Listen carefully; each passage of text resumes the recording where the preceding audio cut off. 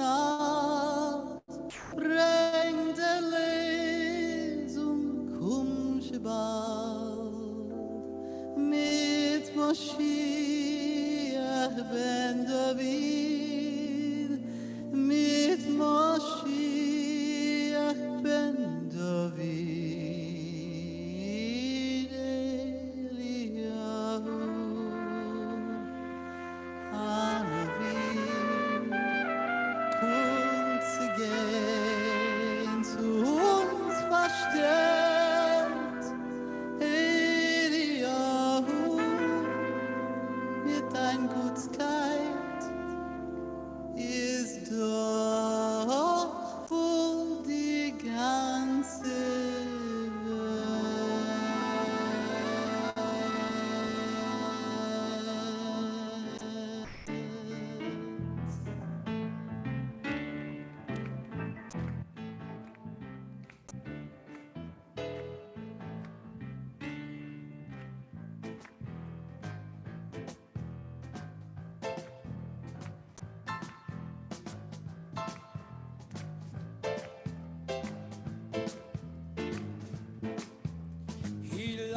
Rock, shout, shout.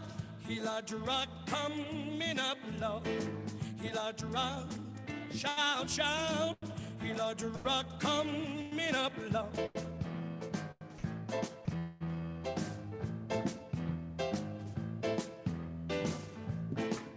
Elijah, Elijah.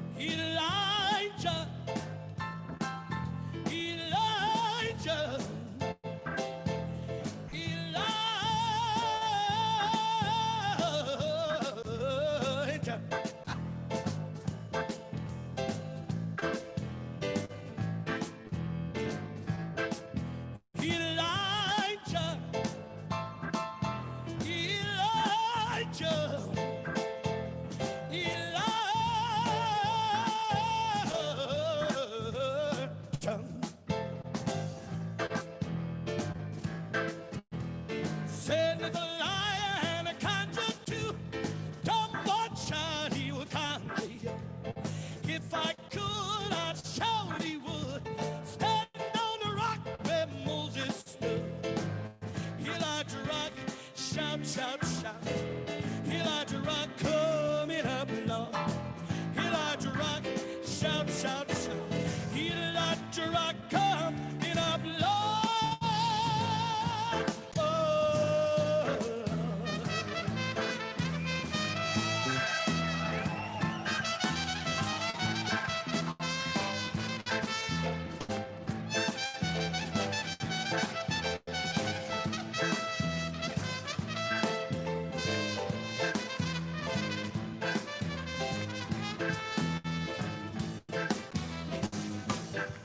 Oh, Ezekiel said he saw him really in the middle of a wheel.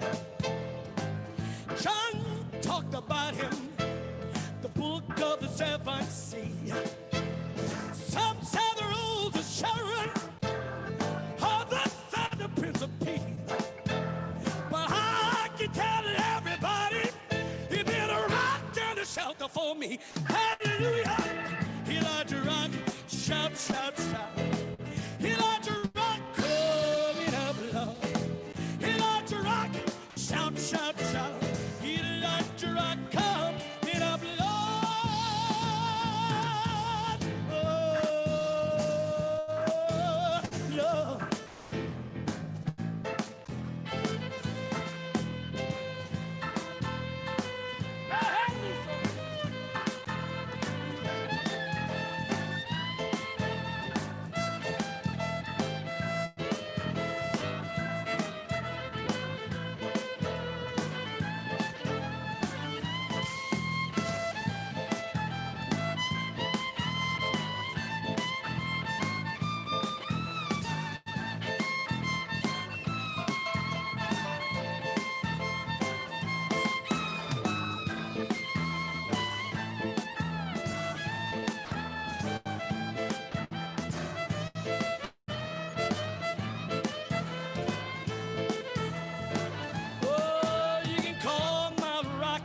morning, call him late that night.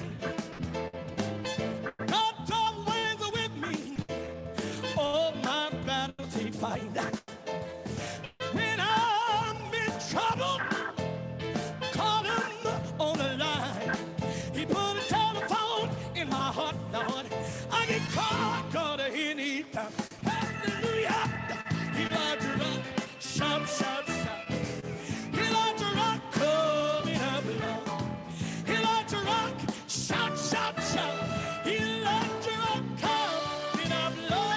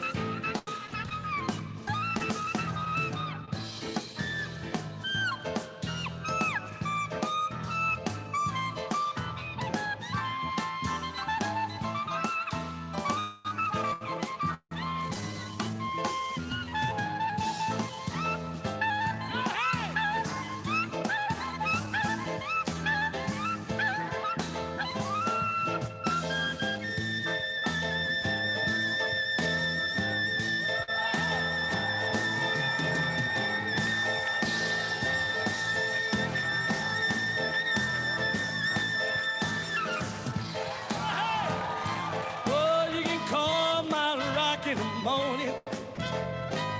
Call him late at night. He's always with me. All my battles he fight. When I'm in trouble, when I'm in trouble, when I'm in trouble, when I'm in trouble, I can call my rock anytime. He put a telephone in my bosom, put a telephone in my heart. He put a telephone in my bosom. I can call God anytime. Hallelujah. He likes to rock. Shout, shout, shout. He likes to rock. Call it up, Lord. He likes to rock. Shout, shout, shout. He likes to rock. Call it up, Lord.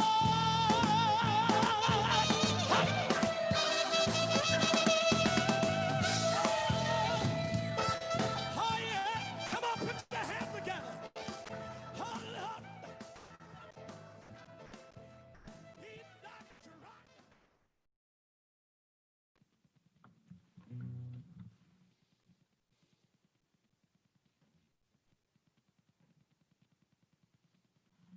Shalom, shalom, shalom, everybody. Shabbat shalom. Cantor Paul Bush here, along with Rabbi Jonathan Kupitz. Shabbat Shalom, everyone. Wonderful to be with you on this Shabbat. We're going to, in a moment, start with a little bit of music, but before we do, we, as we advertised, although only in the last couple of days when we were able to make the arrangements, we have a guest with us this evening, Nerea Gray, and she'll get an introduction a little later, but because we have a guest speaker, we're going to have a shortened form of our worship this evening, move a little bit quicker through our service so we have a little more time to hear from our presenter this evening. We're going to begin on page 12 of the Shabbat prayer book. I'm going to share it with all of you.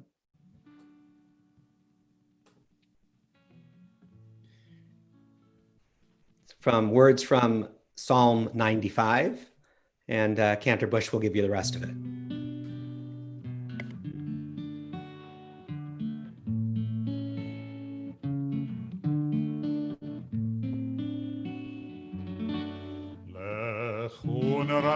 Adonai, Naria letzor yishenu, Nikadma fana betoda, Vesmirot Narialo.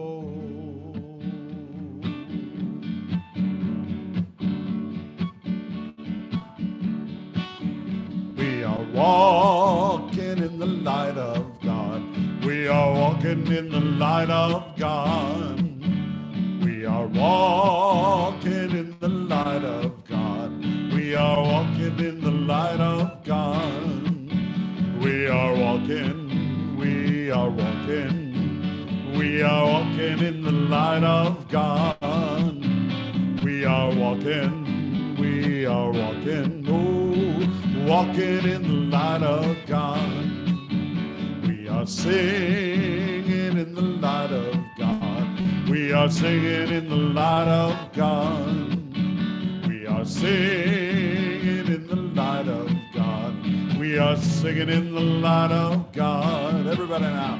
We are singing, we are singing, we are singing in the light of God. We are singing, we are singing, we are singing in the light of God. You know the words now. We are walking in the light of God. We are walking in the light of God. We are walking in the light of God. We are walking in the light of God. Oh, we are walking. We are walking. We are walking in the light of God. We are walking. We are walking. We are walking in the light of God. בואו נשתחווה ונקרא נברכה לפני אדוני עושנו כי הוא אלוהינו ואנחנו עם מריתו וצאן ידו היומים בקולו תשמעו.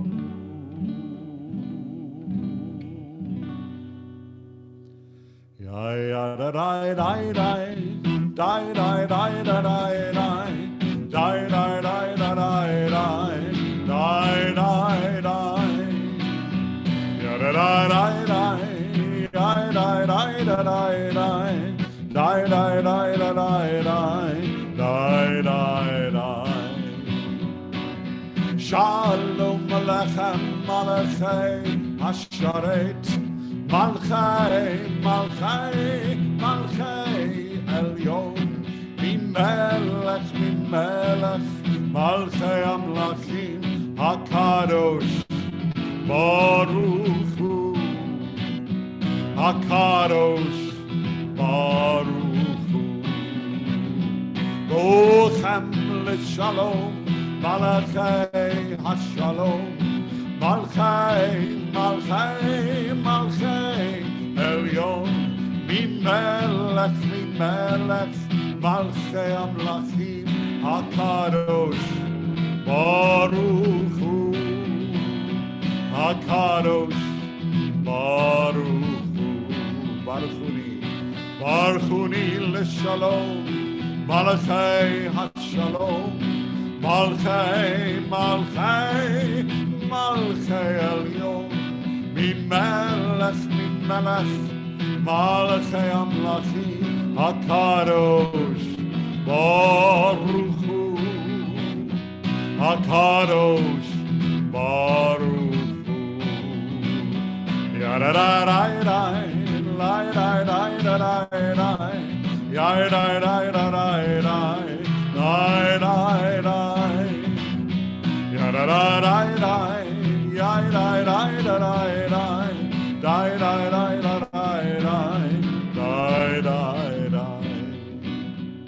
Seidchem l'shalom Malachei HaShalom Malachei, Malachei, Malachei Elyon Mimelech, Mimelech Malachei Amlachim HaKadosh Baruch Hu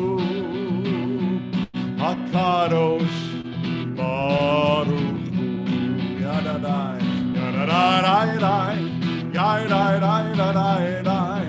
Yadadai Yadadai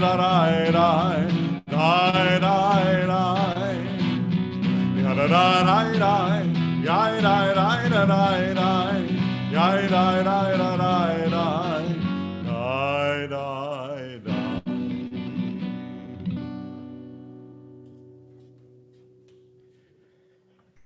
turn in our books, if you have your own book at home, to page 3.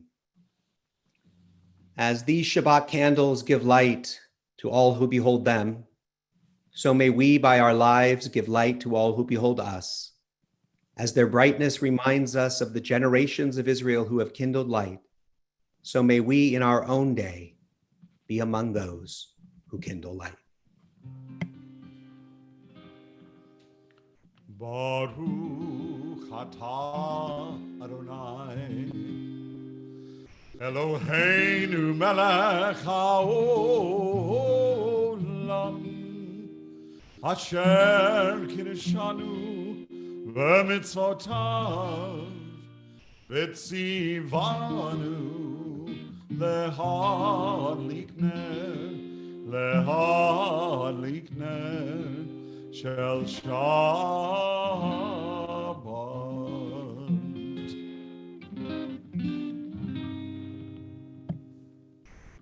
We are going to continue in a moment with Lecha Dodi on pages 20 and 21, but this is the time that we take a moment to reflect on the week, to go back to the end of last Shabbat, to spend a moment on each day, its blessings and its challenges.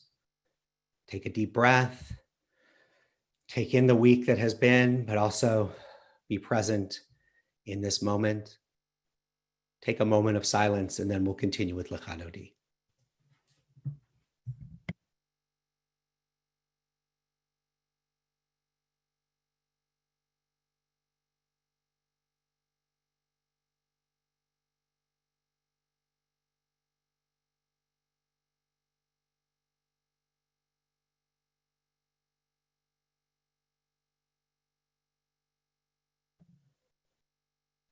Page 20, Lecha Dodi.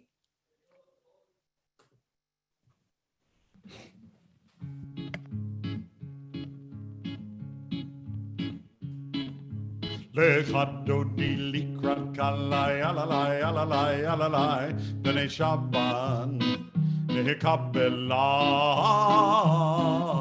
Lecha Dodi likrat kalai alalai alalai alalai b'nei Shabbat nehekabela Shamor zachor v'dibur echan Ishmianu El HaMiuchad Adonai Echad Ushmo Echad Ushem Utiferet Velitchila Lecha Dodi likrat kalai alalai alalai alalai B'nei Shabbat Kabela Lecha Dodi likrat kalai alalai alalai alalai B'nei Shabbat Nehekabela likrat Shabbat lechuven elcha ki mekor habracha beirosh mikedem nisucha sof ma'aseh b'matshva tchila Lecha Dodi likrat kalai alalai alalai alalai b'nei Shabbat Nehekabela Lecha Dodi likrat kalai alalai alalai alalai b'nei Shabbat Nehekabela Hitoreri Hitoreri Kiva orech Kumi ori Uri Uri Shiraveri Kevod Adonai Alayech nigla Lecha Dodi likrat kalai alalai alalai alalai B'nei Shabbat Nehekabela Lecha Dodi likrat kalai alalai alalai alalai B'nei Shabbat Nehekabela. As we turn to the last part of Lecha Dodi, If you're able, depending on where you are, we stand and face the entrance to our homes to welcome the Shabbat presence and the Neshama Yetera, the extra soulfulness that travels with us during the Shabbat, into our homes and into our hearts. Boi v'shalom ateret bala gam simcha uv'sola toch amunei am segula boi chala boi chala lechadoni likrat kalai alalai alalai alalai Shabbat lechapela lechadoni likrat kalai alalai alalai alalai Shabbat lechapela.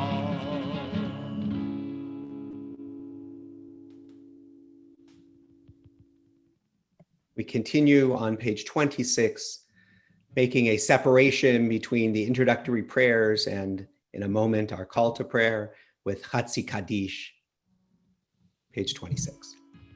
It gadal v'it kadash shemei Rabbah. Amen. Ve'alma divrach cherutei ve'amlich malchutei. V'chai echon v'yom echon uv'chayei dechol b'nei Yisrael Bagala uv'izman karim v'yimeru Amen Yehei shemei Rabbah mevarach L'olam u'l'olmei almaya Yitbarach Yitbarach v'yishtabach V'yitpa'ar v'yiromam v'yitnaseh V'yitadar v'yitaleh v'yitalal Shemei dekudesha b'richu Le'ela min kol birchata v'shirata Tushbechata v'nechamata La'amiran be'alma v'yimeru Amen. We continue with Baruch Hu, our call to prayer.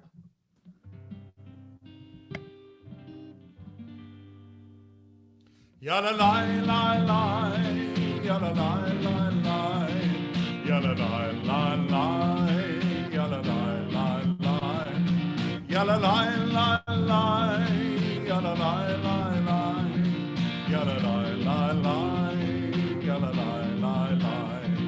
Am I awake? Am I prepared? Are you listening to my prayer? Can you hear my voice? Can you understand? Am I awake? Am I prepared? Baruch Hu et Adonai HaMevorach Baruch Adonai HaMevorach Le'olam va'ed, Le'olam va'ed. Yala lai lai lai, yala lai lai lai, yala lai lai lai, yala lai lai lai, yala lai lai lai, yala lai lai lai, yala lai lai lai. We continue with Shema Yisrael, connecting us to the oneness of the universe, to the holiness and the godliness that connects us all to one another. Shema Yisrael, Adonai Eloheinu, Adonai Yisrael, Adonai Eloheinu, Adonai Echad. Shema Yisrael, Adonai Eloheinu, Adonai Echad. Shema Yisrael, Adonai Eloheinu, Adonai Echad. Baruch Shem Kevod, Kevod Malchuto, Leolam Vaed. Baruch Shem Kevod Malchuto, Leolam Vaed. Shema Yisrael, Adonai Eloheinu, Adonai Echad.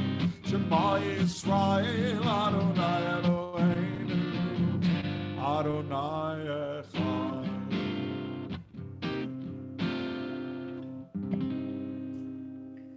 We continue with Ve'ahavta, page 36.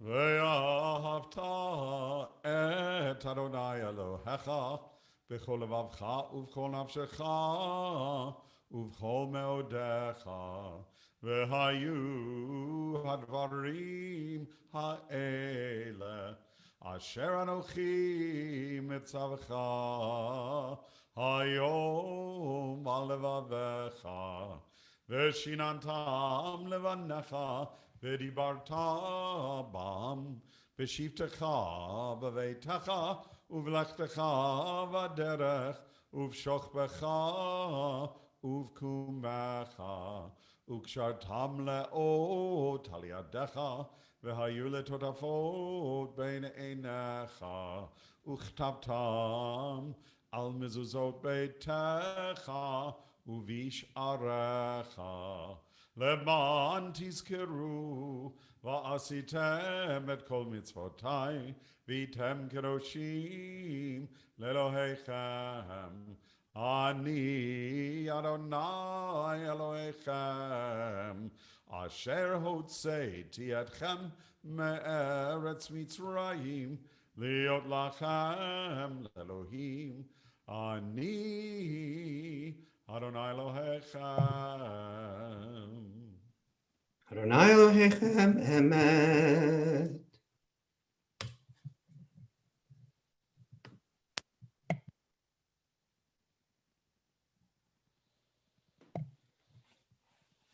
Standing on the parted shores of history, we still believe what we were taught before ever we stood at Sinai's foot, that wherever we go, it is eternally Egypt, that there's a better place, a promised land, that the winding way to that promise passes through the wilderness, that there is no way to get from here to there, except by joining hands and marching together.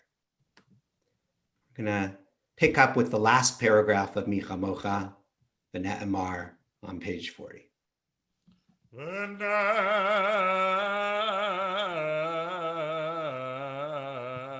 ונאמר כי פדה אדוני את יעקב וגאלו מיד חזק ממנו. ברוך אתה אדוני Baruch Hu Baruch Shemo. גאל ישראל. Amen. Continue with Hashkivenu, asking the Holy One to watch over us and to protect us, to let us lie down each night with a sense of shalom, of wholeness, of peace, to let us rise up each day, l'chaim, with a sense of purpose, a sense of passion, and an appreciation of life. השכיבנו אדוני אלוהינו לשלום, לשלום, והעמידנו שומרנו לחיים, ופרוס עלינו סוכת שלומך, ופרוס עלינו סוכת שלומך.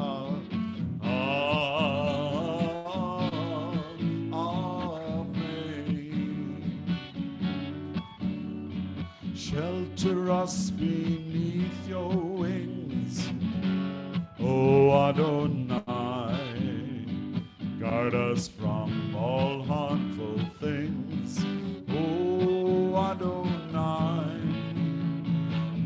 us safe throughout the night, till we wake with morning's light.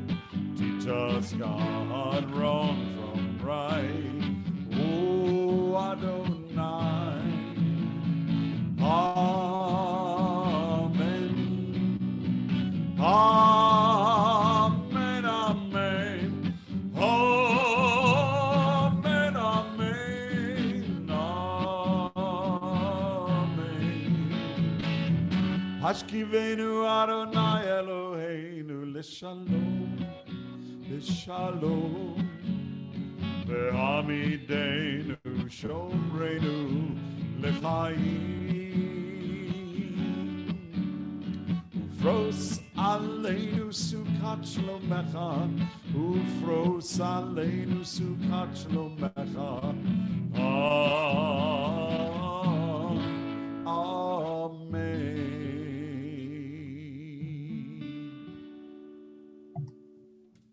We continue giving thanks for Shabbat, singing Vishamru, page 44.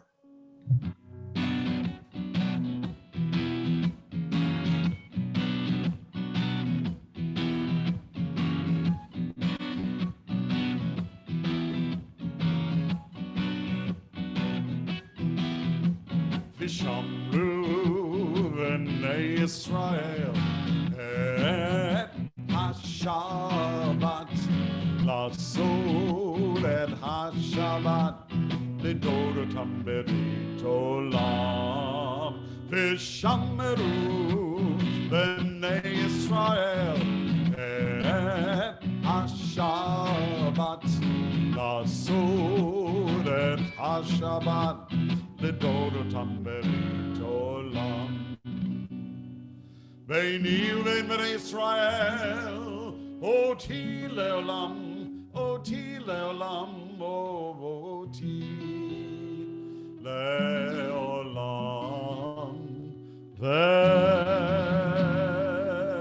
ושמרו בני ישראל את השבת, לעשות את השבת לדורותם ברית עולם. כי ששת ימים עשה אדוני, עשה אדוני את השמיים ואת הארץ. ושמרו בני ישראל את השבת, לעשות את השבת לדורותם ברית עולם. וביום השביעי שבת וינפש, שבת וינפש, שבת וינפש.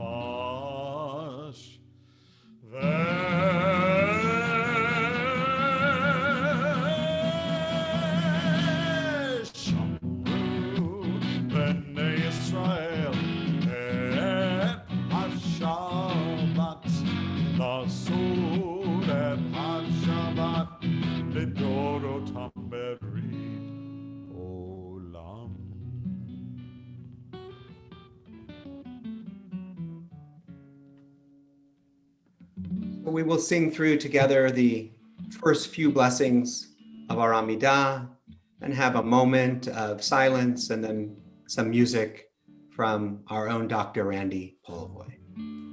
If you're able, we stand in body or in spirit as we begin our Amidah.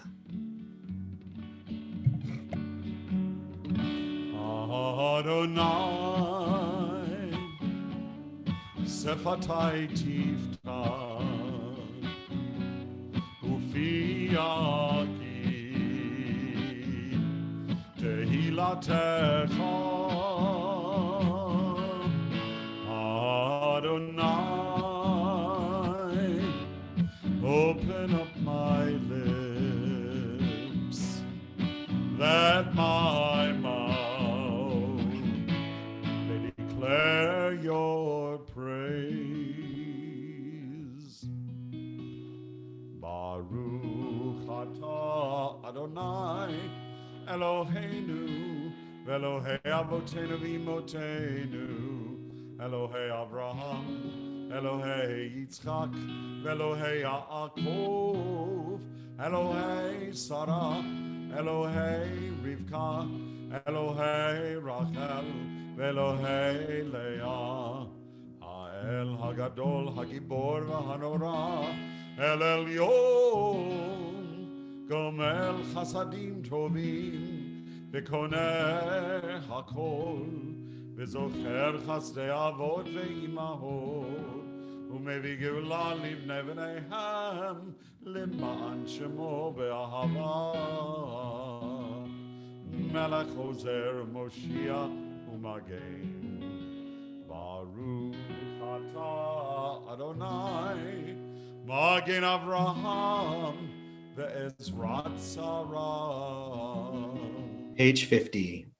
Atah Gibor Le'olam Adonai V'chayei HaKol Atah Rav Lehoshia Morid Atah Mechalkel Chaim V'chesed V'chayei HaKol V'rachamim Rabim Tzomech Noflim V'rofech Cholim U'matir Asurim U'mkayem Emunato B'shenei Afar Mi chamocha Baal Gevuro Umido Melach Melech Meimin Umchayeh Umatzmiach Yeshua V'ne'eman Atal HaChayot HaKol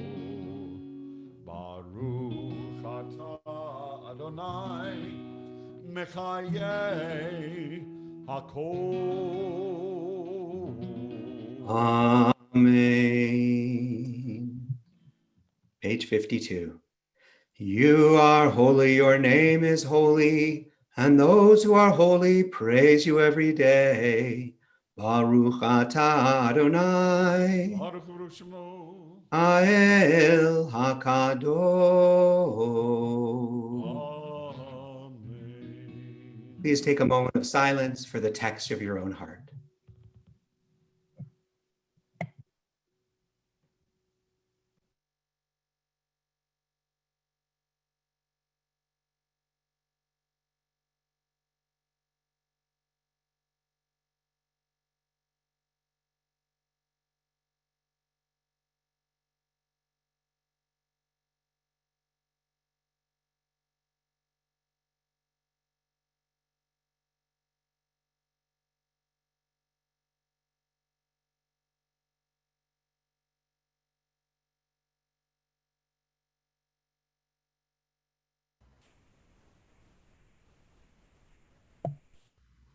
Now I'll invite Dr. Randy Polivoy. There he comes, Dr. Randy Polivoy, to share some music with us. We spotlight your video, Randy. There you go. Shabbat Shalom, everybody.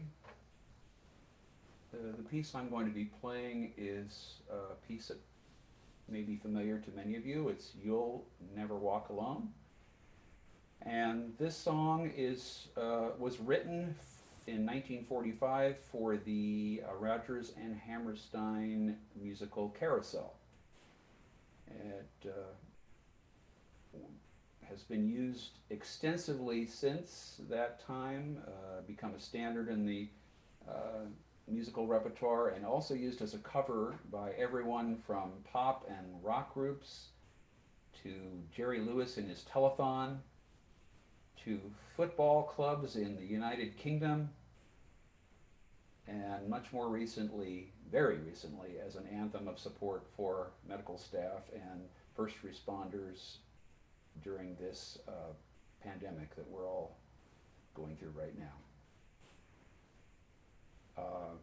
I think the music and lyrics touch us all and speak to us during these tough times and embrace a message of hope and consolation. So here is You'll Never Walk Alone.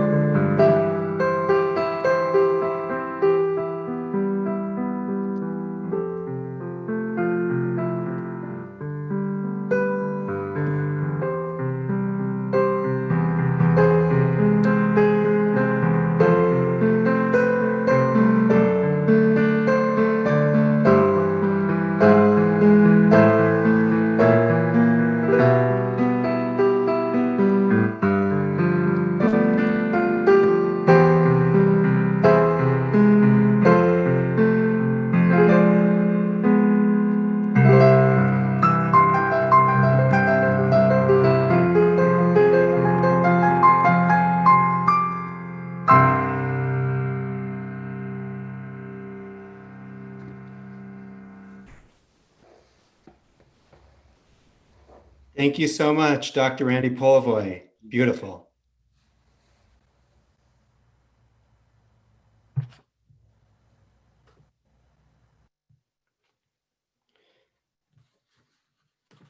We are now going to turn to our prayer for healing, which I'm going to share.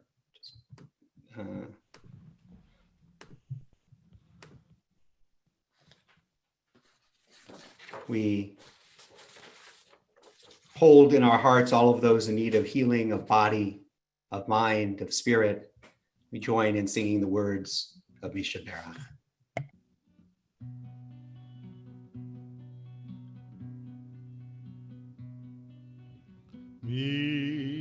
Mishaberach Avoteinu Avraham Yitzchak Ve'Yaakov Sarah Rivka Rachel veLeah Hu Yivarech Ve'Rapeh HaCholim El Narefana El Narefana La El Narefana El Narefana Lo.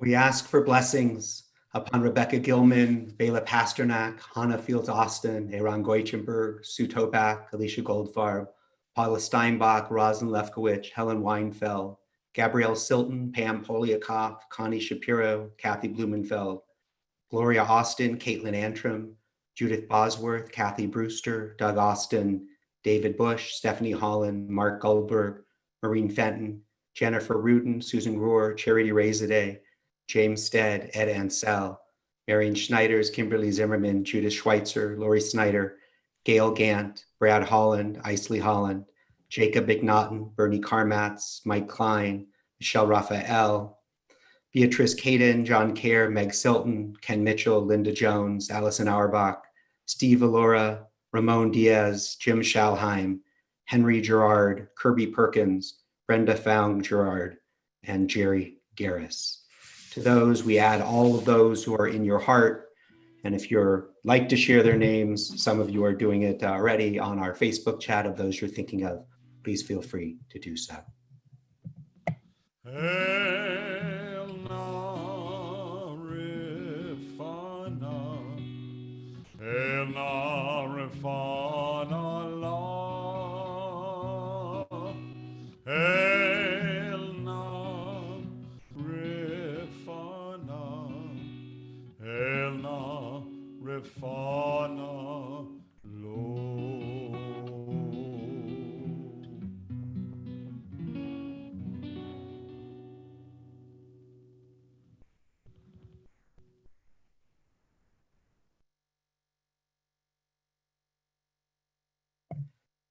I would like to just say a few words about our guest.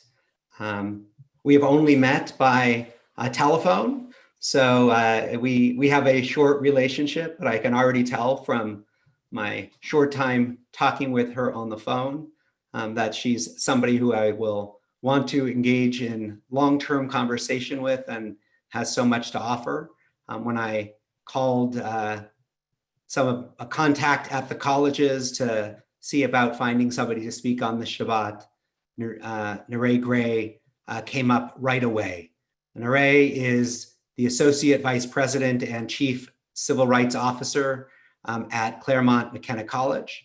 She's tasked with developing the overall diversity inclusion strategy for the college and provides oversight and management over the college's civil rights related policies, education, and training programs, and also the investigation and grievance procedures related to discrimination and harassment. This includes gender-based violence as well, and she provides counsel and compliance for Title IX. She's also served as an associate professor of law and dean of students and diversity affairs at Southwestern Law School before she came to CMC. I want to introduce to all of you Neray Gray. And you can turn on your, oh, she has. I'm not looking at the screen yet. And I'm going to spotlight you, Neray, and then there you go. And look, you even have the college behind you there. Thank you so much for inviting me to be a part of this with you. I share the same sentiment. I do think we'll have many more conversations even after tonight, and that is my prayer. I hope so. To all of you at home, thank you for allowing me to enter your homes. And I am encouraged by what I hear is going on in terms of people really seeking knowledge about not just tolerance, not just how to be kind, but really an understanding of structural racism, and also ways to deconstruct that and the impact it has on our communities. So I'm excited to be with you this evening. As I said, I hope we can continue along this path.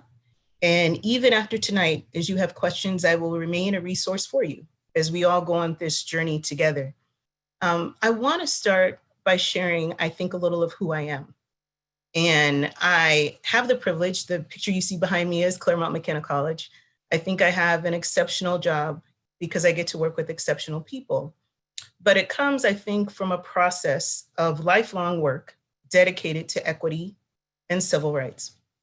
And so for me, coming to the colleges after being a law professor, after practicing law in the area of civil rights, I see my body of work at the college as a reflection of the contributions that I want to give to society as a large. So I come to you not just as a Black woman, but a wife, but a mother, but a daughter, but the privilege of trying to raise 2 Black sons in this community that now exists, and thinking of ways that I can create good environments for everyone. And so tonight I share with you a bit about this moment of history I think we're in. I share with you the belief of why I am confident that this is a moment of transition and change. I share a bit about the impact that it has in a community that you may be less familiar with. And I also share part of what, if you're in this space of thinking, what could I do? What does one person do in the midst of something that is so grand? I have some ideas about that as well. So I hope in the short time we have together, I'm able to achieve all goals. And in all things, I ask for your grace and kindness as we go through.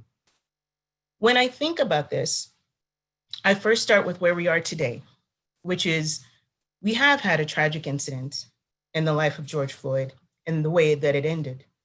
And we do have a community of people all over our nation, really all over the world, that are seeing this as a point of change. But for some, you're only left to ask yourself, why now?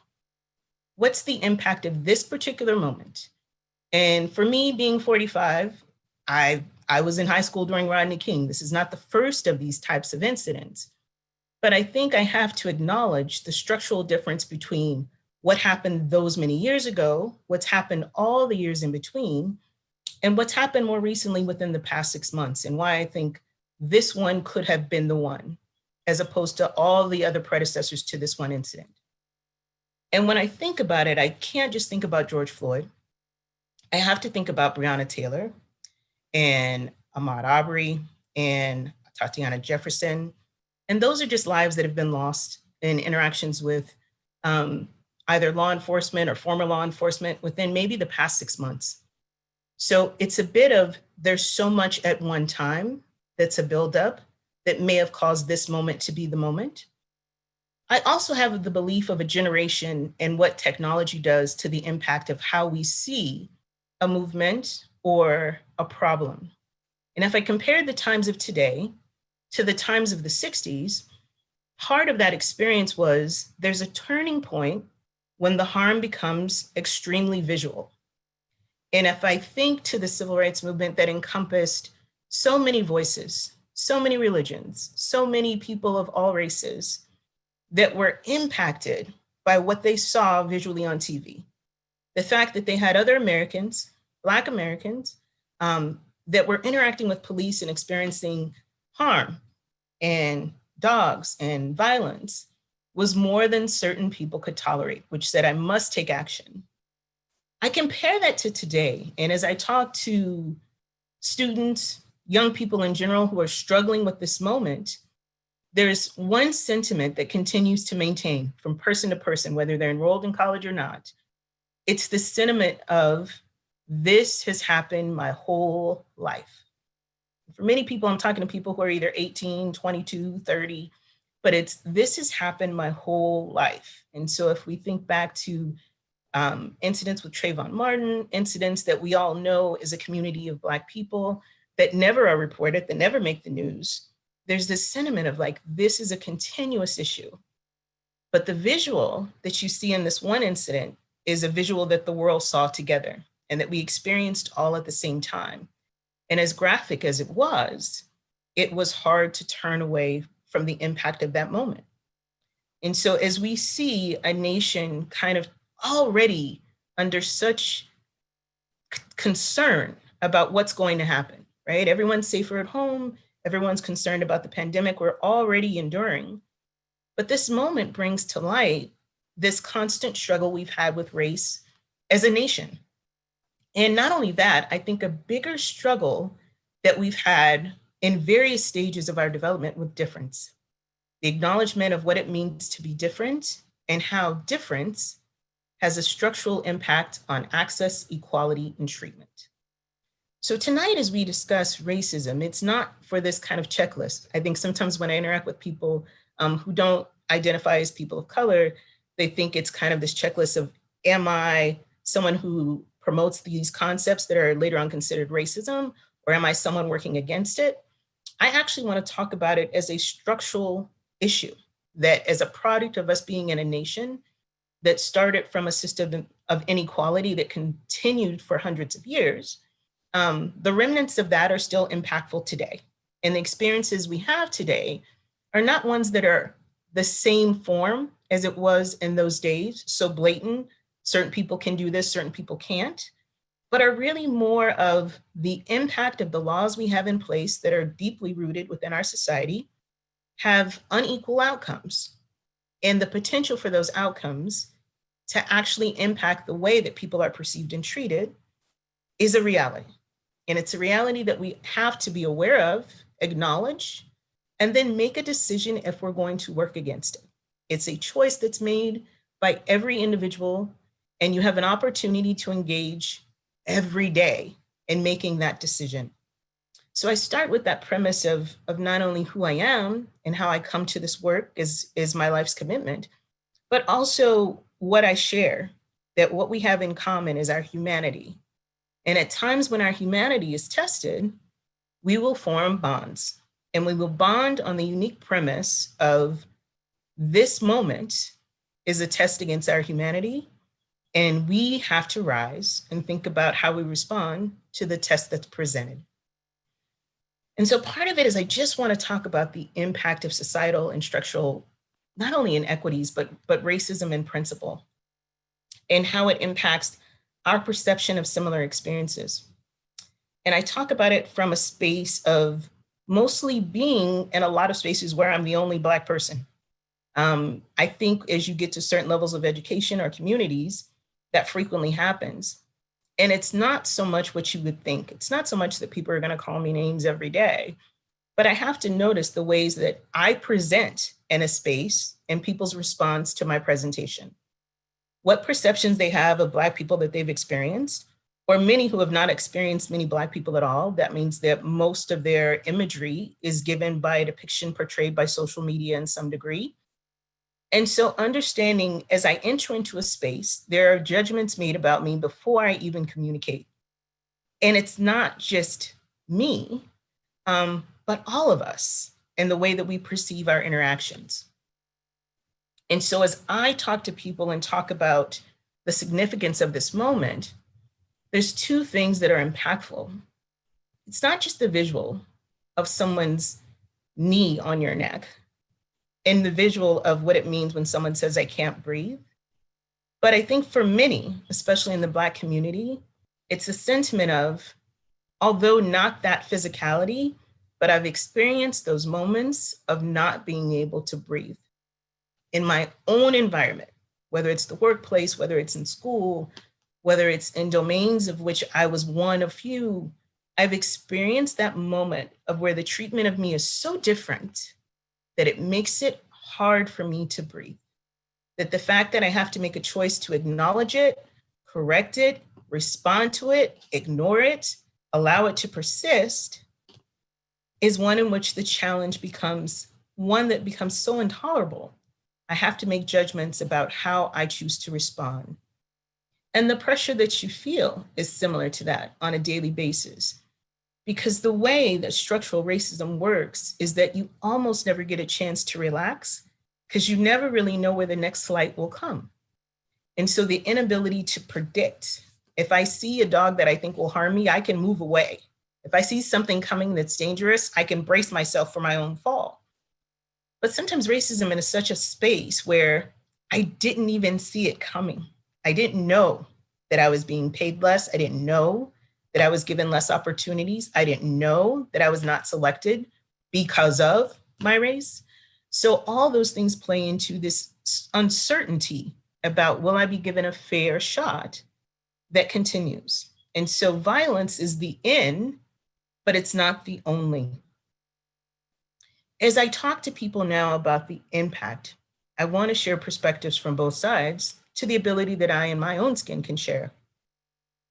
For Black people, it's more of which one will be the one that make people finally respond.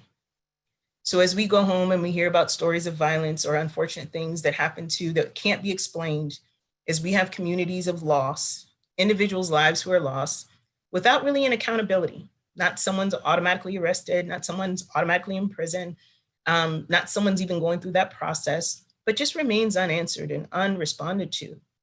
There's a feeling of how much can one community endure before the rest are impacted. And from that emotion comes organizations or sentiments like Black Lives Matter. And for some, especially if you're just really early in your kind of connection and our identity with inequality or structural systems of inequality, the concept in and of itself, just the statement Black Lives Matter, is uncomfortable for some, especially for those who are not Black. It's the belief of what many of us have heard, which is, don't all lives matter, right? Why do Black lives matter? Don't all lives matter? And I want to give that context tonight, because I think part of this is I want to share in ways that are helpful so that you can experience and understand what that means. What it is identifying a system of such significance that the treatment, whether it's interactions with law enforcement or other means of Black people, demonstrates that the lives of Black people are not highly valued. The fact that someone would see someone actually dying and no one would intervene other than to beg the person to stop leaves a feeling of my life must have less significance because no one found me valuable enough to save it or to stop harming it. So it's never written as only Black Lives Matter.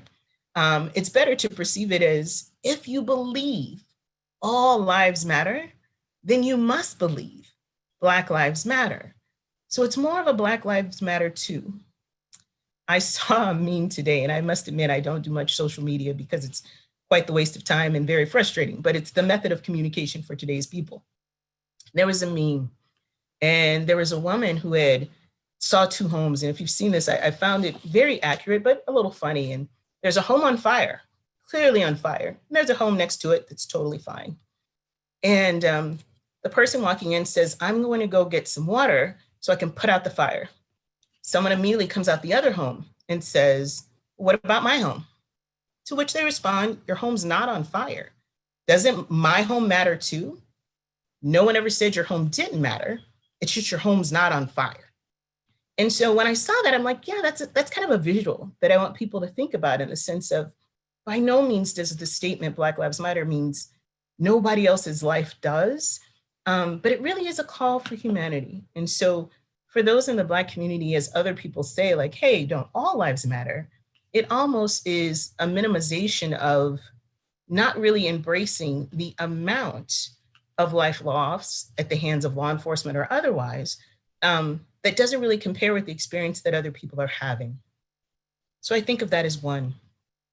Over the last few days, especially, it's been a challenge to have an actual curfew. I myself live in Claremont.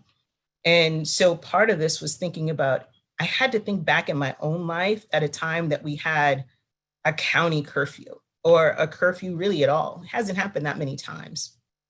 But the whole consideration about what it means to have looting during the period of which there are many areas that have had peaceful protests. Claremont has had protests. Other cities have had protests that have gone really without incident, but is not so much shown or focused on.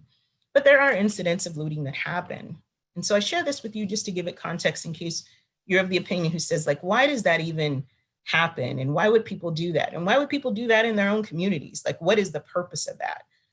And so for me, when I hear people focus on the looting, as opposed to focusing on the actual demonstration regarding the life loss, it almost sounds the equivalent of saying life loss and loss of property are the same.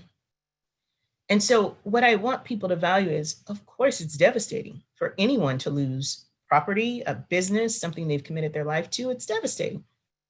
And it's also one in which I don't want people to mistake the two, that looting automatically goes with demonstrations, that that's just a part of that experience, when we've had so many peaceful demonstrations without that being a concern. And so as you're evaluating, like, why would people do that? I hope we can still continue to focus on, we're actually trying to call attention to the loss of life, to the impact of racism, to the impact of inequality in a space, and the intentional effort needed to change, and let that be the priority. The other thing that I get asked quite a bit is, what can I do? And I want to spend the time that I have to focus on that. What can one person do that is significant in what I consider a real battle? To dismantle structural racism will take intentional acts. It will not happen by default. It will not happen by us just being nicer. It will not happen by random acts of all types of trainings that occur. It will not happen as a process of any of that. But it will happen as a process of people making daily decisions to say, I will examine the way that I operate in this world, and I will make sure that I not contribute to spaces of inequality. And as I observe inequality in the spaces that I'm in, I will acknowledge it and take the steps I need to correct that behavior. That's something that we all do every day. As a system, we have rules that we've agreed upon. Everyone, to the extent possible, I'm not going to say we get it perfect, but we already have systems in order in place. People decide, yes, pedestrians, they get to walk in the crosswalk and we don't run them down. We have all types of systems in which we step to the side when people are coming. Like, there's certain social norms that we've just embraced. And we need for people to think about racism in that way, that it should be something that's not just part of who we are, but really something that is inconsistent with the values that we possess. So the first thing I would encourage you to do is read about it. And when I say that, I give you this without recommendation or subscription as to what you should be reading, right? If you're interested in it, I can send you any articles you like and a ton of books. But I often think when people start with books, they easily get overwhelmed and kind of don't go through the process. I want you to start at a place that you feel comfortable, even if it's Google, but really think about, what is the part of this that you're not quite as comfortable with? Maybe it's allyship. Maybe it's learning how to be an effective ally. Maybe it's an understanding of whiteness in general and what that means in society and the privileges that come with it. Maybe that's the understanding that you want to talk. Maybe it's getting more comfortable talking about race. Since I've had the privilege to do it for a long time and actually by some miracle get compensated for it, I talk about race quite easily. But I don't expect that to be the case for everybody. And so I want you to feel in a space that you're comfortable to talk about race. Even more important than educating yourself and reading, I think it's time for us to work on listening, really listening. It is powerful for me in the spaces that are people of various backgrounds. I won't even limit it to race, that when we can exchange our narratives and really listen to the lives, to the stories, to the experiences of others, it allows us to create even more value and energy internally. And so I encourage you to take this opportunity to listen and engage with people who are different from yourselves. And I don't mean it in a way that's like, now I must learn and engage and just listen and take it all in and take in all this energy. But more important, to learn from one another is a gift that we can give. And so maybe it's the own young people in your life. Maybe it's people who are from a different walk of life. But really learn to listen, and listen not with the belief system of you want to have a counterpoint or you want to have a counter argument, but really listen for the purpose of just hearing, is this something I embrace or have experienced, or could I empathize with in some way? The last part is talk. What people always ask is, how can I demonstrate my support for the Black community or communities who are experiencing inequities in other ways? And I always say, it's not to really so much perform or talk to us right now in this moment. I see so much of people really giving energy towards the signs and the post and all this other stuff in terms of a community they want to support, which I think is great. But I think if you really want to impact the way the structure works, you have to work the structure, which means maybe it's talking to your family at home. Maybe it's talking to your neighbors. Maybe it's talking to other people as you see things occur that don't feel right and articulating what your concern is about them. I think it's important for communities to talk especially in communities where there's not a lot of diversity within that space.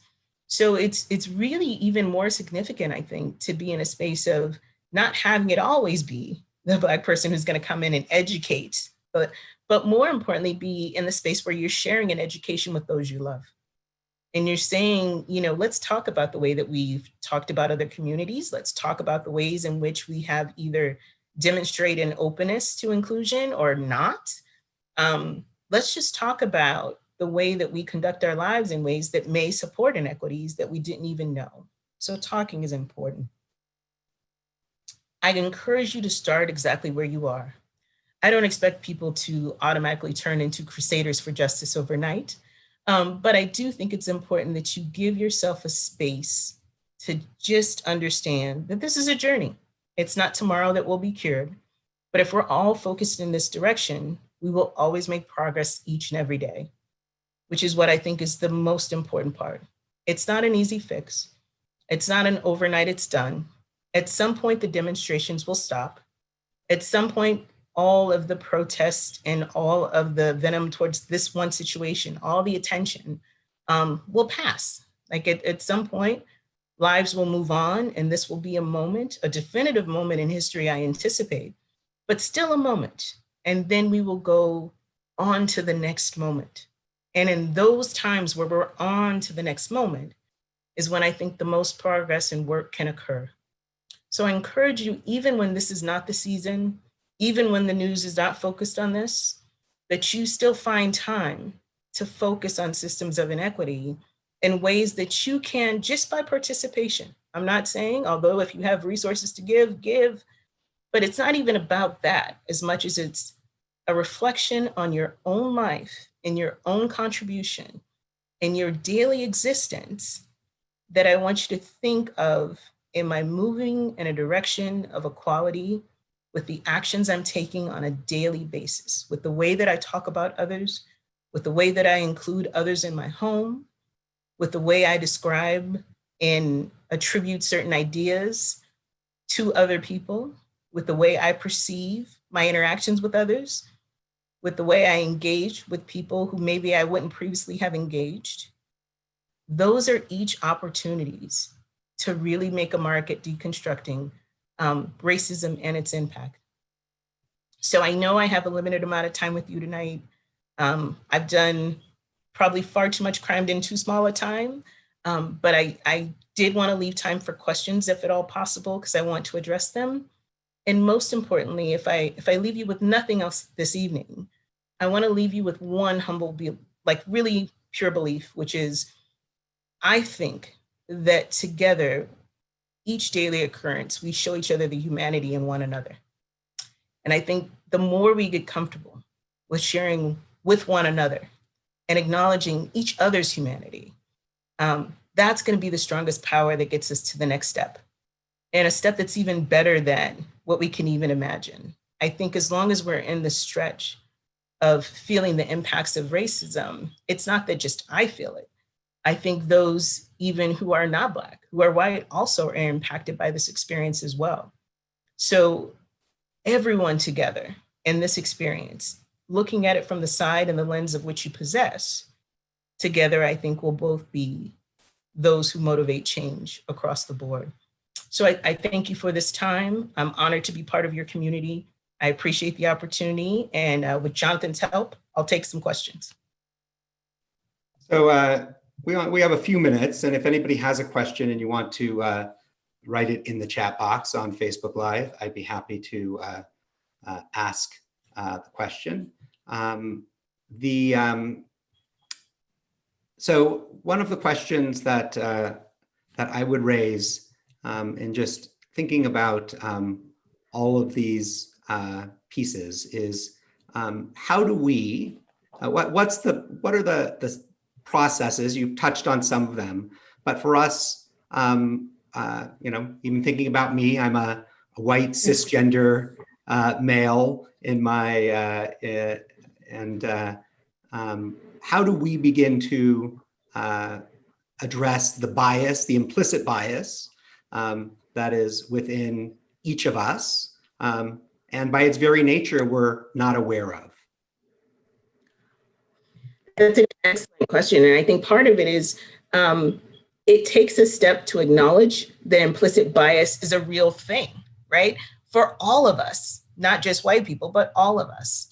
And so I think the first step is reflecting on the ways that acknowledging the bias is important, but how it's demonstrated in your life. And the way we go about that is really taking inventory of what we do. And so for some people, they're like, I acknowledge that in my circle of family or friends, I really don't have people of any kind. I don't interact with people who are not of my same race or ethnicity. I don't provide a lot of opportunities for that to occur. Another space is in which we talk about the way that we are engaging other people, in the sense of, are we providing space for people to enter into our circle and present us with ideas that are different from our own? And are we engaging ideas that are different from our own?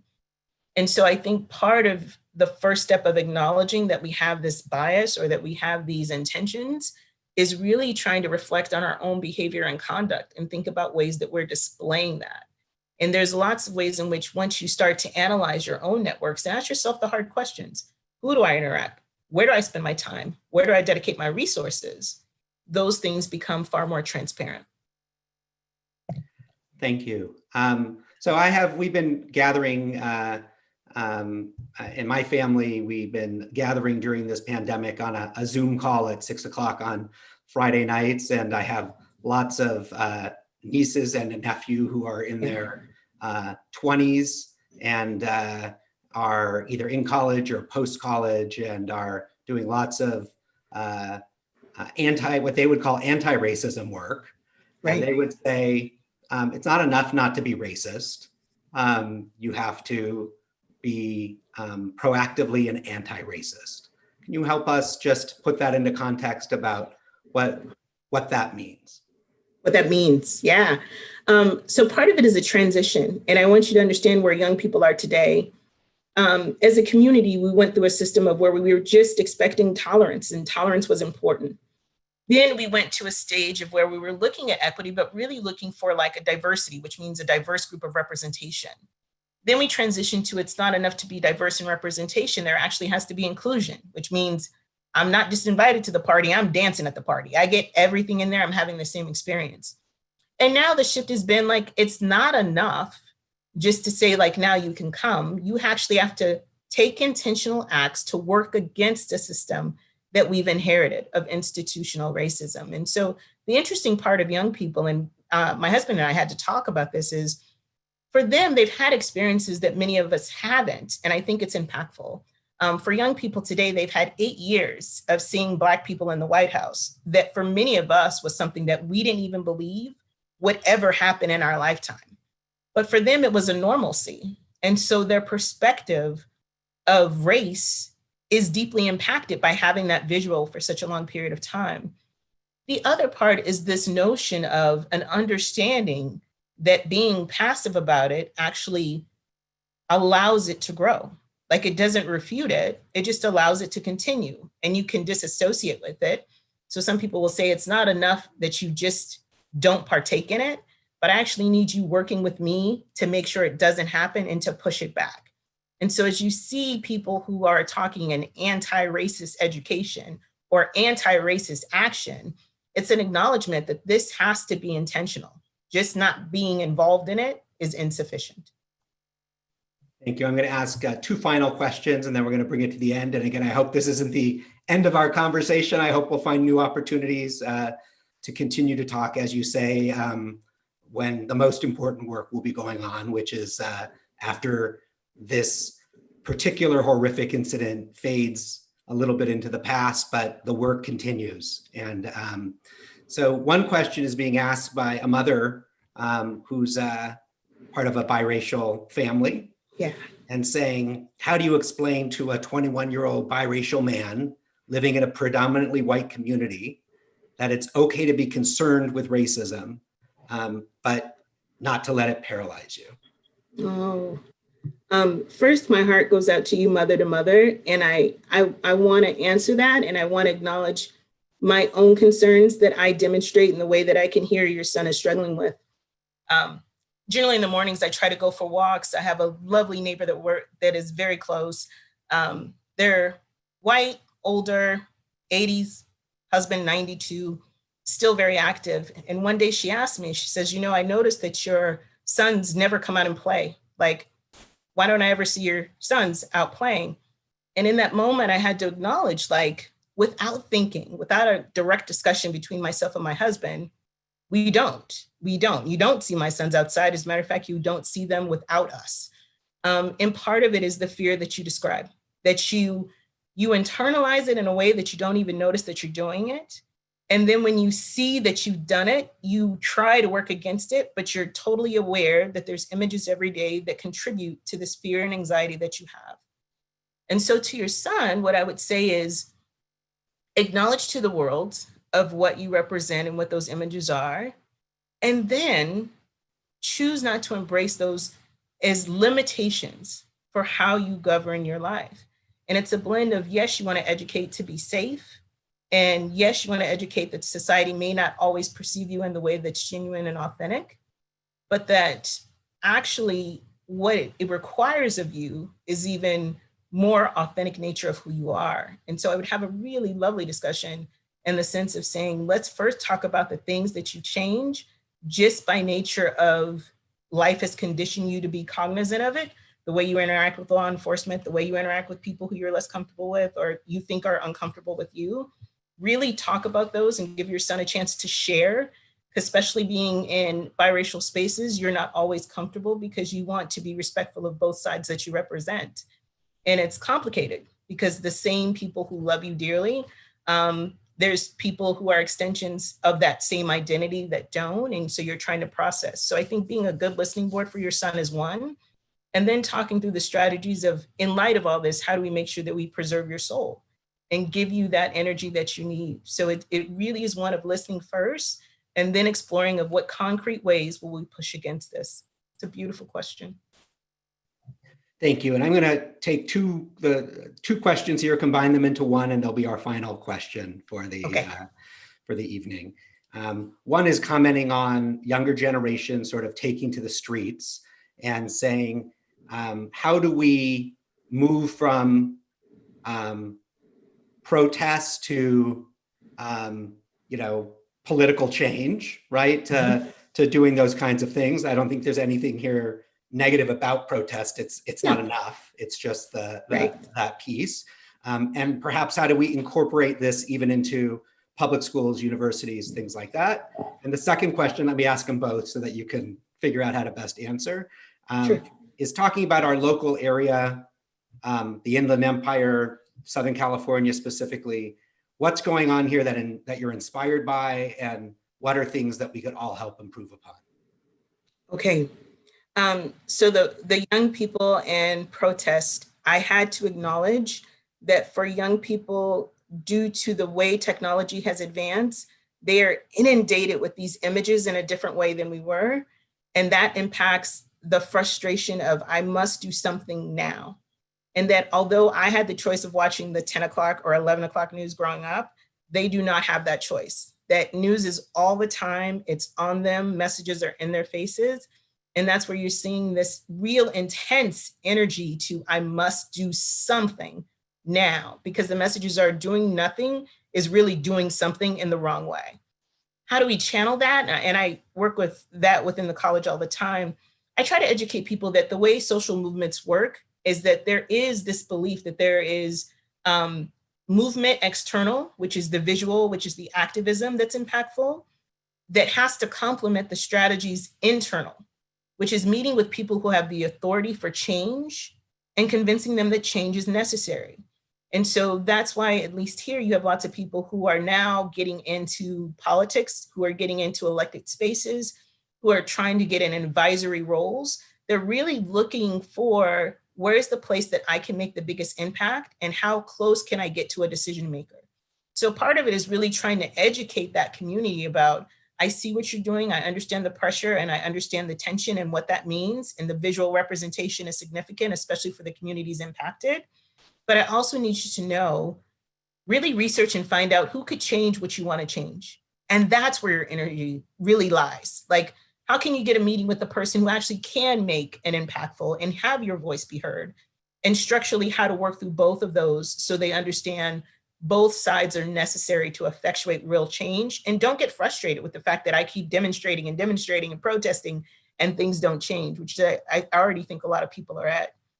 To your second point, and I want to make sure that I didn't lose it, but I think part of it was what's inspiring in our local area, and what are the areas that we really can focus to where are the places that we're really falling yeah. What was inspiring to me, for some reason, I didn't get the memo, but as a person, I really didn't think, I was like, I don't know if I'll see a demonstration in Claremont. And I just, on my way to drive to Wolf's, I turned on Indian Hill and Foothill and saw people on every corner, and the most racially diverse group of people ever, like lots of white people and lots of old people and lots of young people that were all like Black Lives Matter and honking and doing this really not just peaceful, but like with enthusiasm, like this really love moment. And I was inspired by that. I was just inspired by the whole community involved in it. So that's inspirational. I also think I'm inspired every day by a community of people that are just focused on like, what can I do in this moment that will be impactful no matter how small. So for some, it's like, you know what, even in the mornings as I walk, I probably have even a few more people that say hi than normally would. And I think that's important too. I see an intentionality about how to create community and how to extend themselves a little more. And I'm inspired by that. Where I think we fall short is, I don't think we do enough in the educational realm, K through 12 or college, quite frankly, in the areas of what it really means to be inclusive, to be an ally, to understand how racism works as a system of power, and how do you combat that? Like, how do you make sure other voices are heard other than your own? Because some voices are always elevated no matter what space they're in. And so how do you make sure that you don't take up too much space that's not supposed to be yours, but that you give room for other voices? And I think that's something that even early in our education, we can start. I think it improves the status of women, it improves the status of girls. I think overall it makes a healthier community when we can see we're intentionally working to make sure that all voices are of equal power. So that would be my response to that. Thank you so much. Your words give us so much to think about. You covered so much in this period of time. And my hope is that in the coming weeks and days and months, and we'll have opportunities as a congregation, as individuals and a congregation, to read together and to learn together and to listen, and to hear lots of voices that can share experiences that may not be our own, both voices from within our community, Jews of color within our community, and also from voices from without. And from the bottom of my heart, I mean, I reached out to you 2 days ago, and you said, sure. So I'm really thankful that you were so willing to come and give of yourself and of your time and share with our community. So thank you. Thank you so much. I appreciate this opportunity. I enjoyed being part of the service. Actually, it was a beautiful service.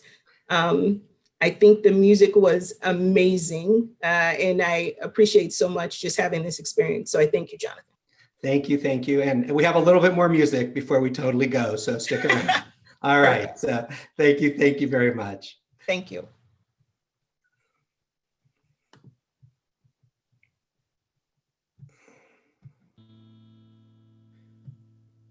Okay.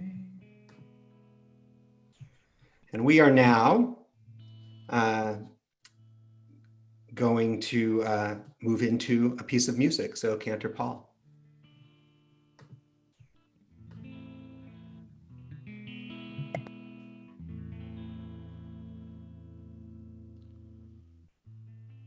Sometimes I feel like a motherless child. Sometimes I feel like a motherless child. Sometimes I feel like a motherless child, a long way from my home.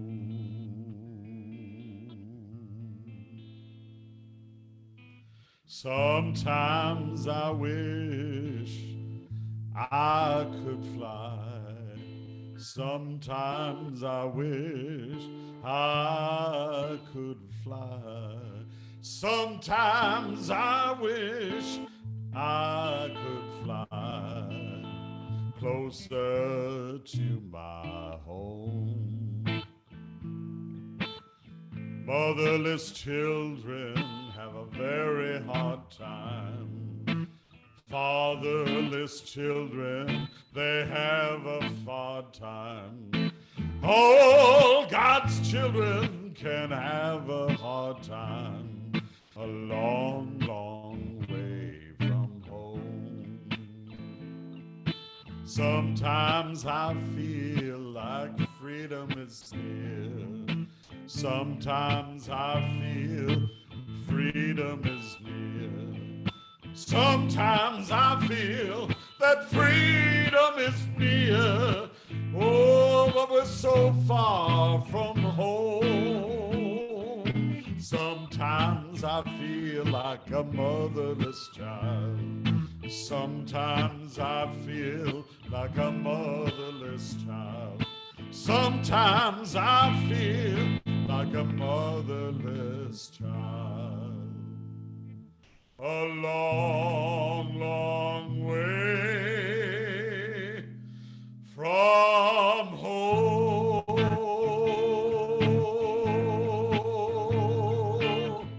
A long, long way from home. Thank you, Cantor Paul. I'm now going to call on Candy Fisher, a member of our Board of Trustees, Vice President of Programs, to share some announcements with you.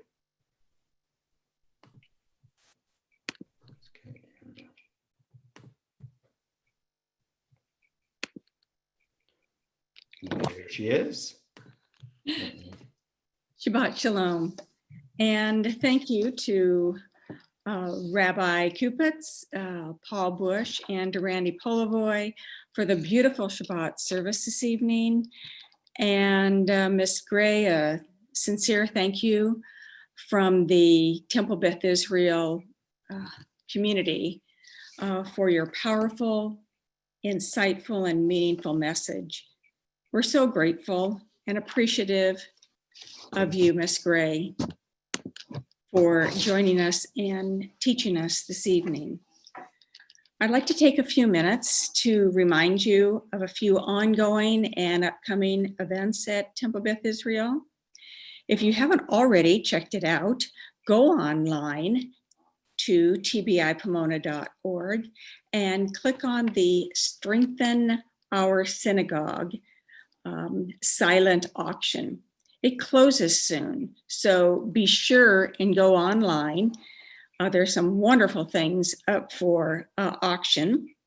Then this Sunday night at 7:30 p.m., we will have a special live auction featuring exclusive items and hosted by a professional auctioneer. Don't miss it. Also, the Social Action Committee and Cantor Bush invite you to participate in Walk a Mile in Our Shoes. It will be a social distancing march and peaceful protest against police brutality. That's tomorrow, Saturday, June the 6th, 3 p.m. Meet at Kahili Park, and you'll be walking 1 mile to Memorial Park in Claremont. Please note that masks are required. Finally, I want to remind you of our wonderful Zoom Siyum on Monday and Wednesday evenings at 6:45 to 7:15.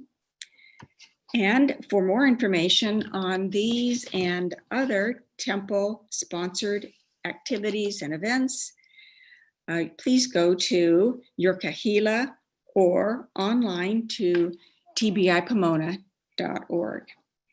Shabbat Shalom. Shabbat Shalom, Candy. Thank you very much. All right. I will just add that we also together for tomorrow night at 7:30 for Havdalah, also on the Zoom Siyum link. And all of the links were mailed out to you in Thursday evening's Temple Beth Israel update.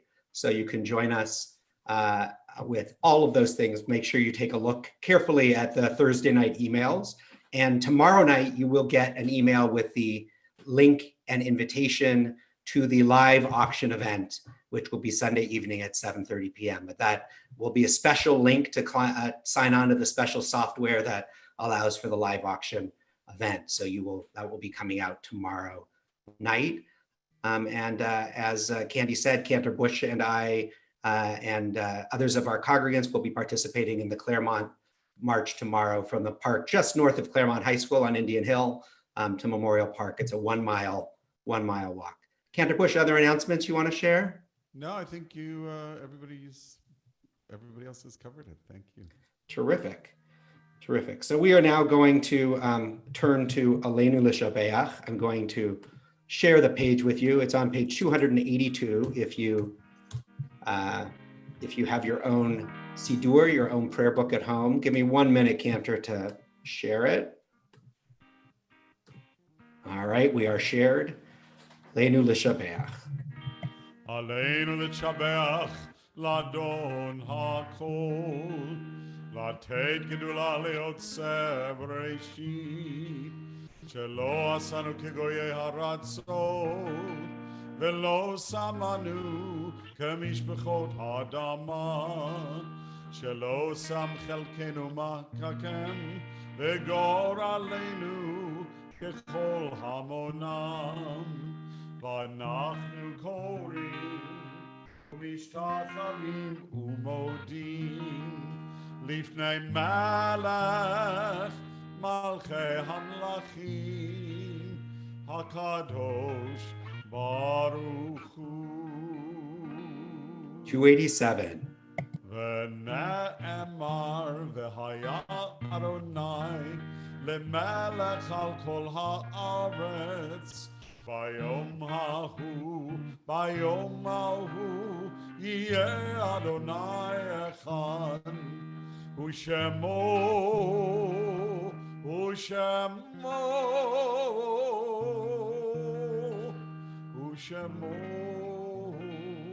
echad.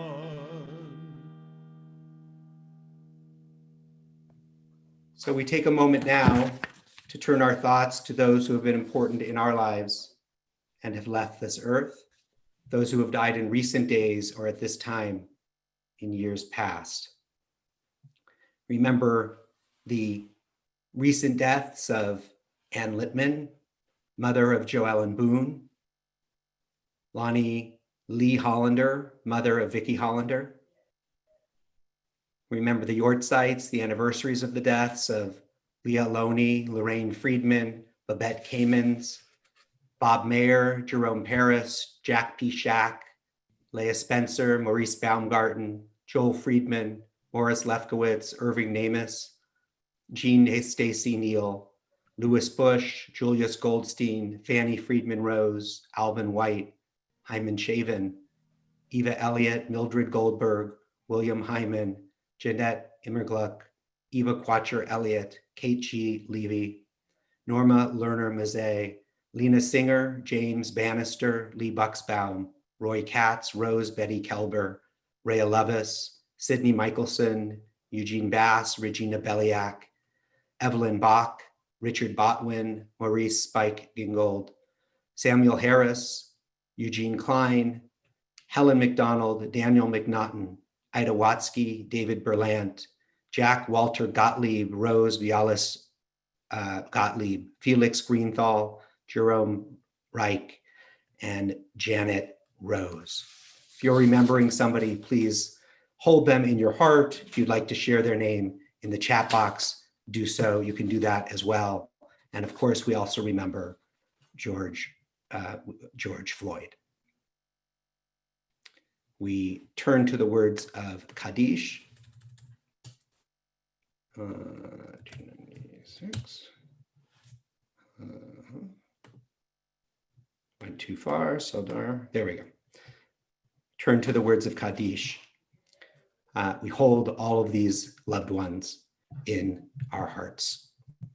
Yitgadal v'yitgadash shemei rabbah, v'yalma divrach hirutei v'yamlich malchutei, v'chayachon v'yomechon, v'chayedecho beit Yisrael, ba'agalau v'zman kari v'imru amen.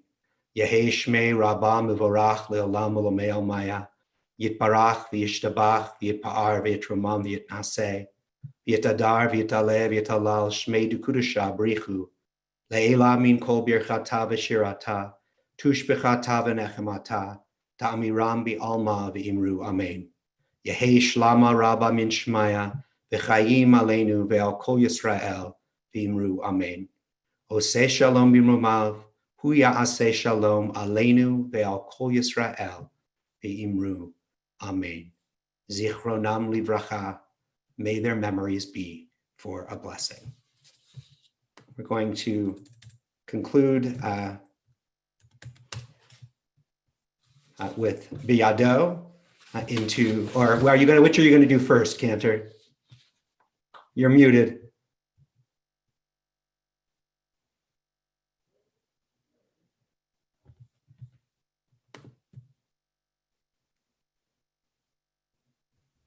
Lost my cursor there for a minute. Every year on MLK Day, at least the last few years, we've ended with "O Freedom." So I think I will we'll end with that into Biyado. I'd like to thank Randy, who provided me with the accompaniment earlier this afternoon. So I'll cue Randy, and we'll sing together. Hopefully, the words are easy. Even if you think you don't know them, you probably do by the time you hear them. So here we go.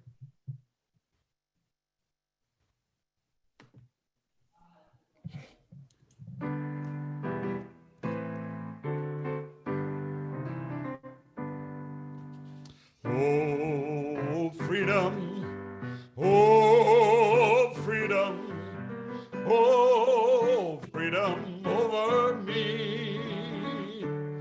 And before I'd be a slave, I'll be buried in my grave, and I'll fight for my rights to be free. No more mourning, no more mourning, no more mourning over me.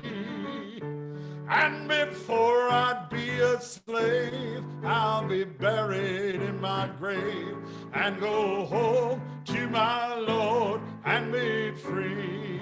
No more crying, no more crying, no more crying, no more crying over me.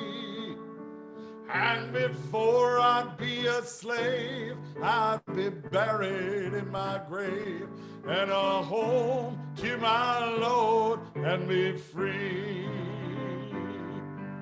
Oh, freedom, oh, freedom, oh, freedom over me.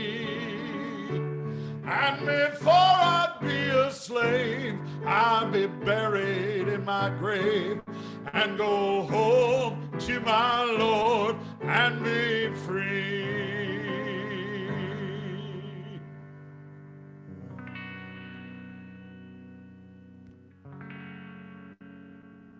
Ve'yado av kidduchi, ve'dishan ve'ayran, ve'im ruchi geviati, Adonai li ve'lo ira, ve'im ruchi geviati, Adonai li ira. My soul I give to you, my spirit in your care. Draw me near, I shall not fear. Hold me in your hand. Draw me near, I shall not fear. Safely in your hand. Be'yado av kidruchi, be'edishan ve'ahira, ve'im ruchi geviati, Adonai li ve'lo ira. Ve'im ruchi geviati, Adonai li ve'lo ira.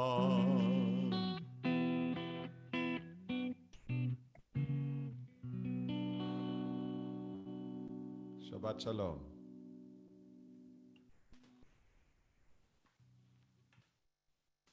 Now you're muted, Rabbi. Sorry. Shabbat Shalom, everyone. We are going to make Kiddush and Motzi. So if you have a cup of wine or anything with you, you can grab it. Otherwise, just join us in the blessings.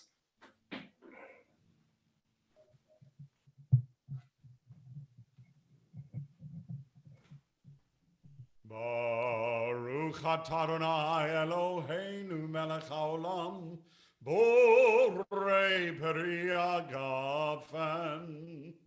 Baruch atah Adonai Eloheinu melech haolam, asher kitshanu b'mitzvotav v'ratzavanu b'shabbat kodsho v'ahava uvratzon hinchilanu zikaron lema'aseh v'reishit ki hu yom techila lemikrayei kodesh zechar letziat mitzrayim ki vanu v'acharta V'otanu kidashta mikol ha'amim v'shabbat kodshecha v'ahava uvratzon hinchaltanu baruch atah Adonai v'kadesh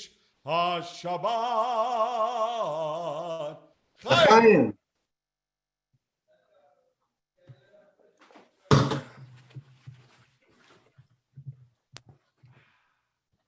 Take a little challah. Cantor Bush has, I think, more of it than I do.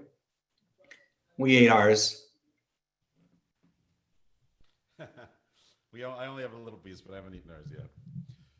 Baruch atah Adonai Eloheinu melech haolam, hamotzi lechem min haaretz b'te'avon. Shabbat Shalom. Thank you so much for being with us. Hope to see you over the next few days. We have lots of events.